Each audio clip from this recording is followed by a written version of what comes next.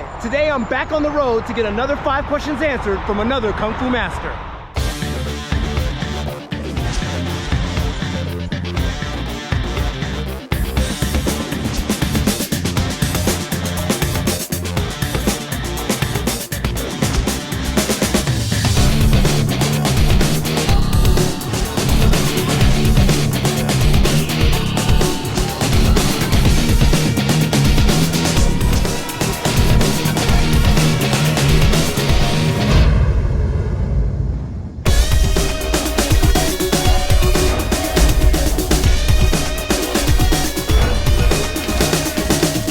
Alright, Kung Fu Chronicles, we are back, and today I'm in Westlake Village to see Sifu Gus Gates, who teaches Sanso, or village fighting, better known as Zen combat.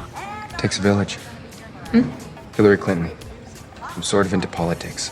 No, I'm sort of engaged. Now, if you haven't already, subscribe to the channel below and hit that little bell so that you can get the latest and greatest on all the latest videos we put out. Okay, let's go check them out.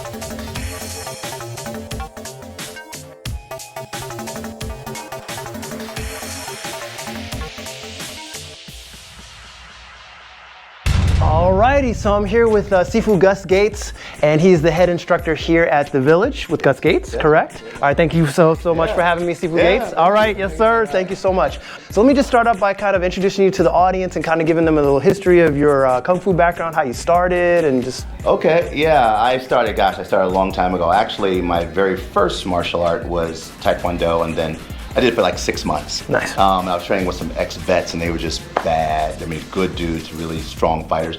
But then I saw a guy just demolish like 3 guys. I'm like, he was walking down the street, these guys attacked him, and he just went all in. I'm like, okay, what is that? Right. What form of karate is that? I'm 11, you know? Right. But I haven't seen that in the movies before. Exactly. Right. So I come to meet him later, and I find out he does Kung Fu, and then his instructor was gracious enough to train me for a while, and with a small group of us, and you know, it was one of those things like the Miyagi movies and stuff like that. Right. They were really cool, and but then I moved to, and the art was called Minjian Jutsu is the name of the art. And then I moved to Southern California, and I looked around. I went to a lot of different places, and then I met a gentleman by the name of Master Paul Borsov, who became my second instructor in Kung Fu Sansu. Okay. I loved it. It was brutal. It was hard. It was, and as I mentioned, I said I was during the '90s. I was doing a lot of things stupid. So. Right. Hey, a lot of us were. So exactly. So, and then I got a chance to experience Shaolin and Wudong, and I've always loved the complete aspect of martial arts. Right. And so that's what we do here at the Village. Nice. So for people that are unfamiliar with Sansu, and I know that there's a lot of components to it, can you kind of break down what's a little bit different about your system of village fighting? Well, Sansu is purely street combat. Okay. Like it's purely, it was brought to America by a gentleman named Jimmy H. Wu. Nice. And I'm glad that he did, because it really just, you ever have something where it just opened your head up to so many things? Absolutely, yes. And Master Paul Borsov was gracious enough to share like the deeper insights of the art. What I like about what combining the Minjian Jutsu is it balances it out. Right. You know, Sansu people are very brutal in their fighting. You know, when you hear people who talk about like the 70s and the 60s and the 70s, they all say, how did we survive that? Right. You know, and so, and I'm not saying it's better or not better, but it works really well for me. And I got a chance to put it in actual physical practicality. Nice. So that's where, you know, my heart was, and my heart still is with the system, and I'm grateful for the Sansu community, you know, for allowing me in and allowing me to do my thing. Excellent, excellent. And I love the school out here. By the way, it's a beautiful school if you guys get a chance to come out here and possibly train with you guys. Now, there are probably schools around here, maybe even karate guys or other arts. Do people come in kind of with this thinking, it was like, oh, okay, these are just kung fu guys, I'll be able to manhandle and do what I want? They got funny pajamas on. Right, let me just see, you know, like see and try it out. Is that like a kind of misconception here? It happens so much that The sign outside says this here school is for instructions in the martial arts. So we thought we might get some lessons. that we're often just waiting for the next person. Right. So we've been in business for 22 years, and we're the only kung fu school in this area. Gotcha. Nice. And right below us is Boss Root and MMA. I saw that. It's interesting I saw because that. they're out of all. I mean, I know a lot of great masters out here, and they're all really nice. But these guys downstairs are really kind. They're really nice people, Nice. and they're really good at what they do. But we've always have someone comes in and they're like, oh, I trained, I got a black belt here and I've done this, and I'm like, oh, that's great. And they say, but I like kung fu because it's fluid, it's dance, right? It's like dance. And we're like, mm-hmm. I know kung fu. Show me. Right, sure. Yeah, sure. You know, let me show you a little something, right? We have a joke, how many times can you get someone to run out the back door? Nice. You know, because we have had actual martial artists who run out the back door. Wow. Like, that's it. And I'm like, I'm never coming back to that. Because we're all very kind and we're generous in our art teaching, and we want to really share with people. Of course. But when you have extremely arrogant people, the problem is that all they see is what they did before. You know, it's like the Al Bundy, I scored 4 touchdowns in a football game. Yeah. 4 touchdowns. And I'm not talking the whole year. 1 game. So they're not open, their cup is so full, they're not open to anything else. Right. And when you do something that's as shocking, and because the whole concept, if we're going to teach hand to hand, and one of the things I liked about Sansu is violent. It was a very violent martial art. And my whole thing is that I want to get home to my family. Yes. This is not a competition style. We don't do tournaments. This is about getting home. Yes, you know, sir. Yes, and do sir. whatever you need to do to get home. And so when people haven't had that violent experience, they're used to competition. They have one of the girls just bite them on the neck. They're like, whoa, what is that? Changes the game, changes. That's reality.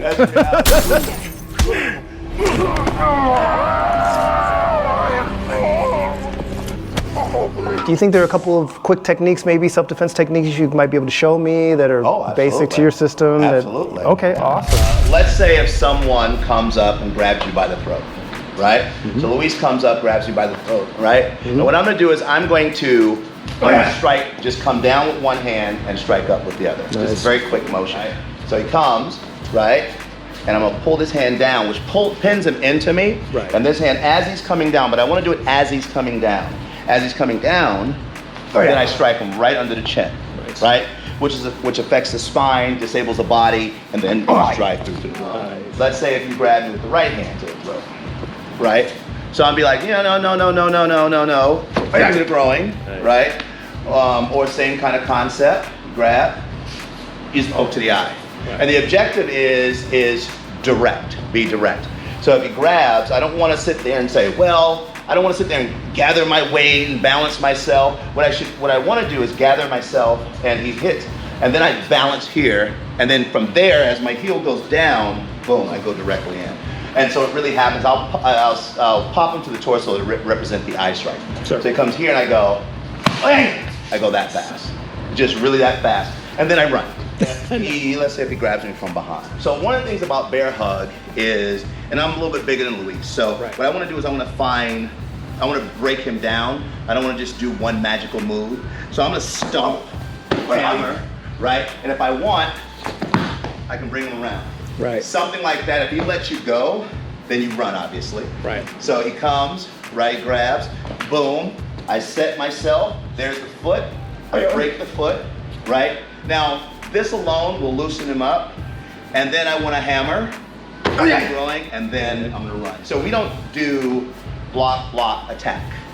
Ours is direct attack. So if he throws a punch, right, boom, it's coming out of nowhere.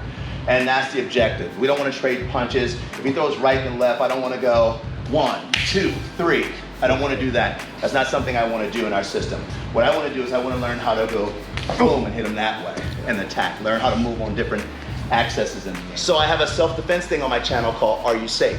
It's just simple self-defense moves. It's like how to get out of a building, what happens if you're in a car park. So check that out as well on my Gus Gates YouTube channel. Now, so Sifu Gus, for anyone that might be interested in training with you guys, can you give them a little information and how to contact you? Yes, you can reach me if you can go online, go to our website, gusgates.com.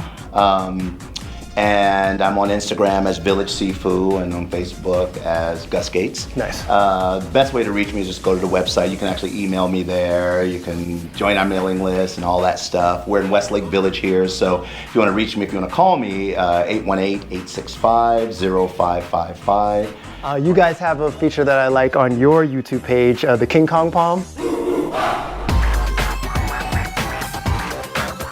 Oh, yeah. Now, how did that get started? Because my experience with King Kong Palm, and I'll just let you know, was like I remember the old Donnie Yen with the Iron Monkey. The guy used the King Kong Palm. So what's the whole background with that? Yeah. So Master Ron is one of my Kung Fu brothers. Okay. And known him for a long time, love him, he's amazing. I always say he's the little Asian guy that most people don't know exists from a combative standpoint. Got you. Okay, most people nice. want to fight athletic. He's really dynamic. Anyway. Yeah. And so he goes, we should do a show together. And I'm like, okay, what are we going to call it? He goes, I had a weird name called King Kong Palm. What do you think? I'm like, yes. Let's do it. It's about, and we got to get you on there. Oh, no, I'd love to. You know, and it's really about just the combat of Kung Fu. Nice. So we've had some Northern style, we've had some Choi Lei Foot. Okay. We talk about different animals, and the objective is to say, listen, if you don't believe there's actual combat, street combat in Kung Fu, and that's what we want to share. Okay, great. So the segment's called 5 Crucial Questions for Kung Fu Masters. Okay. And I want to ask them of you right now, sir. Sounds good? Yeah, sounds great. 1, 2, 3, 4, 5. Well, I knew what made me want to go from student to instructor, I saw all the changes in myself. And the one thing I wanted to do is get people to realize in your training you can actually get over anxiety and depression and all the things that plague us. So that's what I wanted to share with people. And the same rule for the school, I'm like, gosh, there's so many people that could benefit from this. You know, and because we come from a balanced approach, and I want people to know that the training, because most people just see punching and kicking, but once you start getting into it, you see all the changes in yourself, and even people around you start noticing the changes. So that's why I wanted to get into it and open the school and share with people.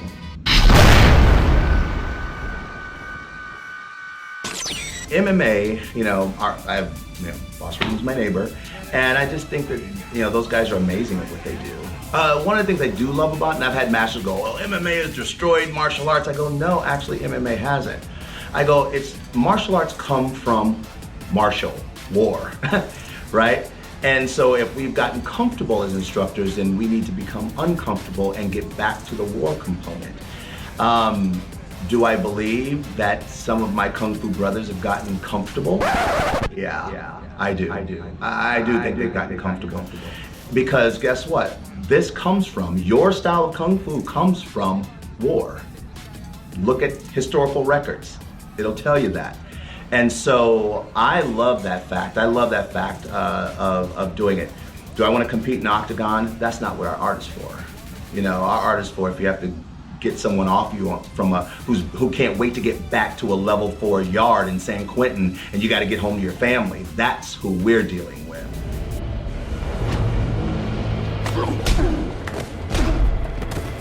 And so when you're training and getting into it, that's why. So I don't think that, to me, there's no controversy. I can appreciate MMA for what they have because I think they're amazing. As my friends say, they're gladiators. They get out there. Are you not entertained? Are you not entertained? And the training, I'm way too old to do that level of training. Right. And so I can respect and appreciate what they do, but for me, I want to get home to my family. My Kung Fu community, I've been reaching out, and I want to let people know the beauty of the combat aspect of Kung Fu, because it has a huge history, and that's what I want to do. So I don't know if we have any advantages. We teach a complete art. Pressure testing is a huge part of our system. I would hope, a little delusionally, I would hope that all my brothers pressure test their students. And I always tell people, here's how you know if you've been pressure tested. You question yourself, right? You start thinking your instructor's a little bit nuts. You're crazy. I'm not. No, I'm not. But you keep going and you get better at it. So I don't know if we have an advantage. I don't really look at us that way, but I do know those things are needed to make the complete student.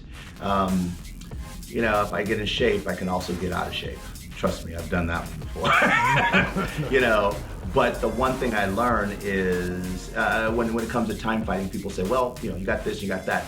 But I go, what happens if you're in an elevator? You know, what's the level of shape you need to be in a fight in an elevator with someone? And I've had students attack in elevators and they just drop the person. So when it comes to combat, being technically sound is really important. Being fit is important because you got to be able to execute the motions. But I don't, in our style, in our village style, we don't override fitness over combat.